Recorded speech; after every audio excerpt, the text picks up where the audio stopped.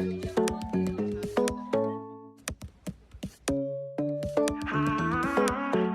abdomen se divide en cuadrantes y regiones para describir con mayor facilidad la localización de los órganos abdominales y pélvicos. El primer método que divide la cavidad abdominopélvica es en cuadrantes.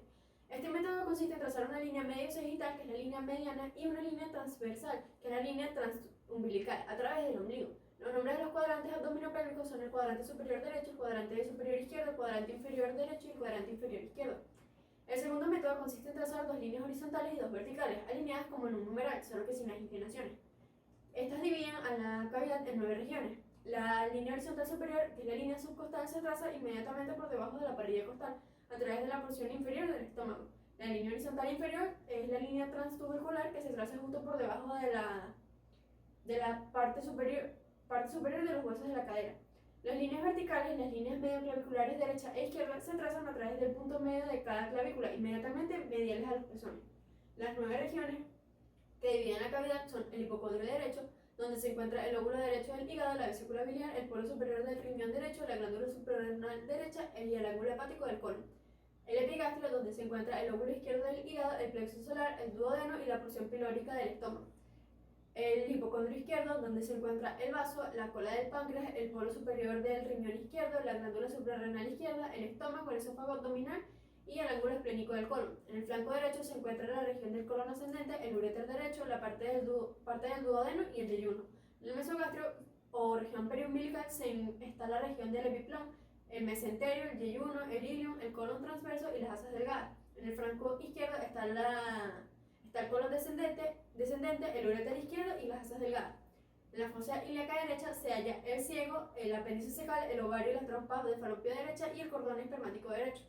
En el epigastrio se encuentra la vejiga urinaria, el útero y las asas delgadas, y en la fosa ilíaca izquierda se encuentra el colon sigmoideo, el ovario y la trompa de falopio izquierda y el cordón espermático izquierdo. El abdomen agudo es un síndrome de origen múltiple caracterizado por un dolor abdominal intenso y de compromiso del estado general del paciente, que hace considerar la posibilidad de una acción terapéutica de emergencia por existir el riesgo inminente para la vida del paciente.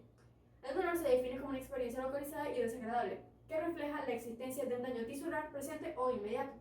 Para su evaluación se requiere el conocimiento de los posibles mecanismos responsables del dolor, entidades clínicas implicadas para su etiopatogenia, los patrones típicos de presentación y también las causas inusuales o factores que con frecuencia conducen a un error.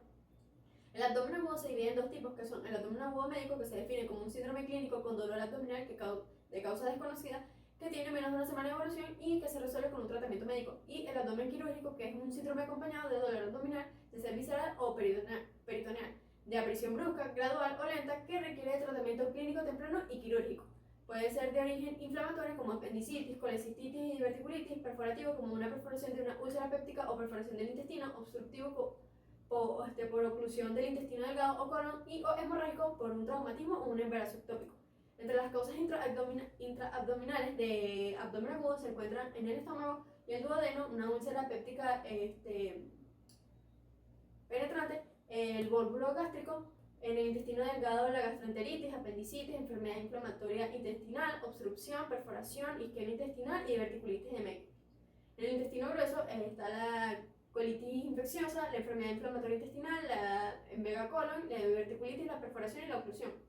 En el hígado está la hepatitis aguda, el síndrome de Buchiari, la trombosis portal, infarto hepático, absceso hepático y rotura o necrosis de un tumor hepático.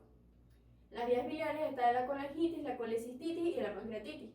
En el vaso está la rotura del vaso y el infarto esplénico. En el aparato genital femenino se encuentra la rotura o torsión de un quiste ovárico, la salpingitis aguda, el embarazo ectópico, una rotura uterina, endometritis y amenaza de aborto. En los problemas urológicos están el cólico nefrítico, la pielonefritis, la perinefritis, el absceso perirenal, la torsión de un testículo, la retención urinaria y la prostatitis. En el retroperitoneo se encuentra la ruptura o disección de un aneurisma abdominal y hemorragia. En la pared abdominal, hematomas de los músculos rectos, y en el peritoneo, fiebre mediterránea familiar y peritonitis bacteriana primaria o espontánea. Entre las causas extraabdominales se encuentran en las torácicas el infarto agudo de miocardio, pericarditis, miocarditis, endocarditis, neumonía basal, neumotórax, infarto pulmonar y rotura del estómago. En las metabólica, insuficiencia suprarrenal, hiperparotiditismo, uremia, cetoacidosis diabética, porfiria aguda e intermitente e hiperpoliproteinemia. En las tóxicas se encuentra intoxicación por plomo, picadura y deprivación de opiáceos. En las hematológicas se encuentra la crisis hemolítica, la leucemia aguda y la hemocromatosis. En las neurológicas se encuentra el herpes zóster, la tabes dorsal, la causalgia y la epilepsia abdominal. Y en las vertebrales el dolor radicular, ilio secundario a fractura vertebral. El dolor abdominal es de tres tipos: visceral, somático y referido. El dolor visceral se origina por el estímulo del peritoneo visceral a través de los subreceptores y es transmitido por la vía simpática a las astas dorsales de la médula y de allí a los centros nerviosos superiores. Se produce por estiramiento o contracción de una víscera hueca, por distensión de la cápsula de un órgano macizo, por isquemia o por inflamación. Es sordo, mal localizado y puede ser percibido en el abdomen a distancia de la víscera afectada. Esto indica una patología intraabdominal, pero no es necesariamente quirúrgica. El dolor somático es originado por el estímulo del peritoneo parietal a raíz del mesenterio y la pared abdominal, y las fibras somáticas de los nervios espinales lo transportan hacia la médula. Se localiza en el sitio de la lesión, es intenso, de aparición brusca y se agudiza con los movimientos. Se asocia con hallazgos físicos de peritonitis y suele requerir una intervención quirúrgica. El dolor referido se origina en estructuras viscerales y musculares, es conducido por axones propioceptivos y termina en el asta dorsal. Allí también converge los estímulos conducidos por los axones somáticos aferentes de la piel. El cerebro, como no discrimina cuál axón ingresa al estímulo, proyecta la sensación a la piel. Ejemplo de esto es el dolor en el ángulo superior de la escápula derecha en un cuadro de colecistitis aguda o un dolor interescapular en un proceso de pancreatitis. Los puntos sobre los que se debe sustentar el diagnóstico son una historia clínica concienzuda, un examen físico minucioso, una interpretación juiciosa de exámenes de laboratorio y algunas pruebas complementarias básicas o avanzadas. Y otras claves que podrían servir son el valor de la observación, la experiencia acumulada y el conocimiento de las etiologías más frecuentes. La semiología del dolor, el dolor de origen visceral, tiende a localizarse de acuerdo con el origen embriológico del órgano afectado. Así, la afectación de órganos situados desde la boca hasta la porción proximal del intestino causa dolor en el abdomen superior. Los órganos localizados desde el duodeno proximal hasta el colon transverso medio causan dolor en la región periumbilical, y los localizados entre el colon transverso distal y el recto producen dolor en el hemiabdomen inferior. Se debe considerar que en el abdomen superior, el dolor localizado en el cuadrante superior derecho suele tener su origen en procesos hepatobiliares y otros como el infarto agudo de miocardio, la neumonía del lóbulo inferior derecho del pulmón y la embolia del lado derecho del pulmón. El dolor centrado en el epigastrio suele sugerir una enfermedad con relación al ácido o pancreática.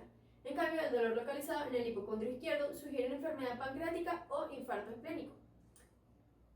Entre las causas comunes de abdomen agudo ordenadas por la localización en donde predomina el dolor, se encuentra en el hipocondrio derecho la hepatitis, colecistitis, colangitis, pancreatitis, síndrome de Buchiari, neumonía con empiema pleural, abscesos subdiafragmáticos y embolia pulmonar.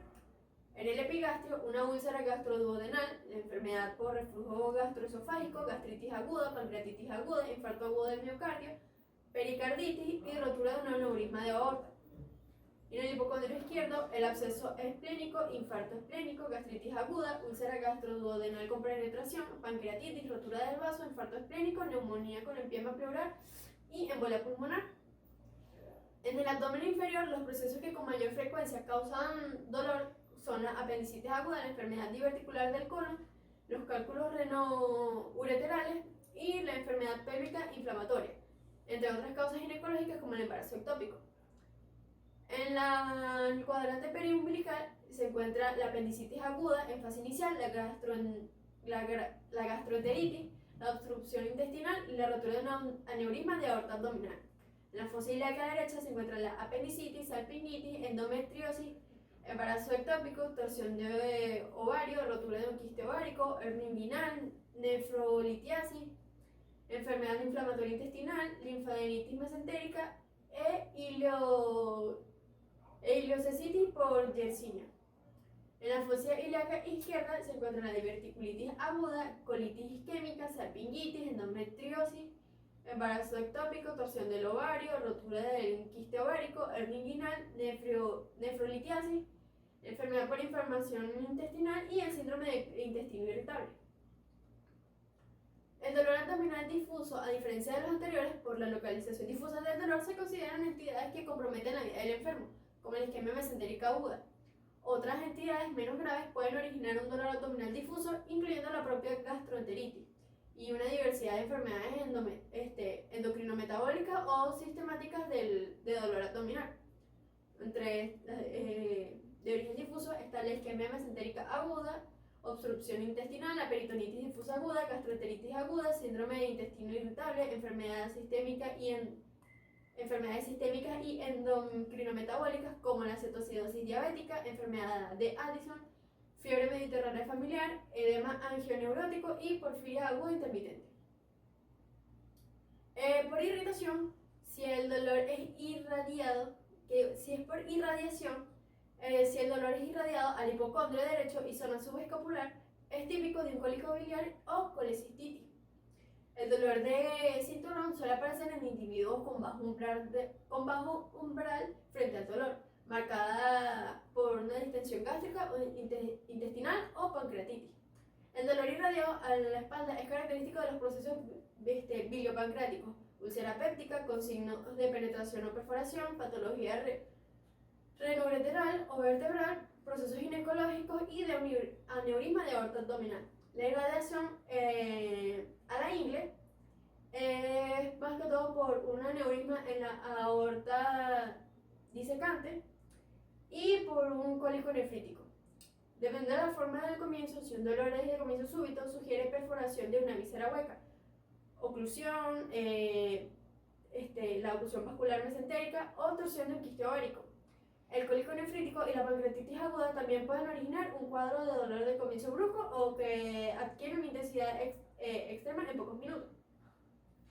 La intensidad del dolor suele relacionarse con la gravedad del cuadro, particularmente cuando el comienzo es agudo. Las causas más frecuentes de dolor abdominal de intensidad extrema son el cólico biliar o renal, la peritonitis, la pancreatitis aguda y el aneurisma de aorta abdominal. Algunas patologías que pueden causar un dolor de intensidad desproporcionada se relacionan con la isquemia mesentérica aguda, el aneurisma de aorta abdominal, el cólico renal y la porfiria.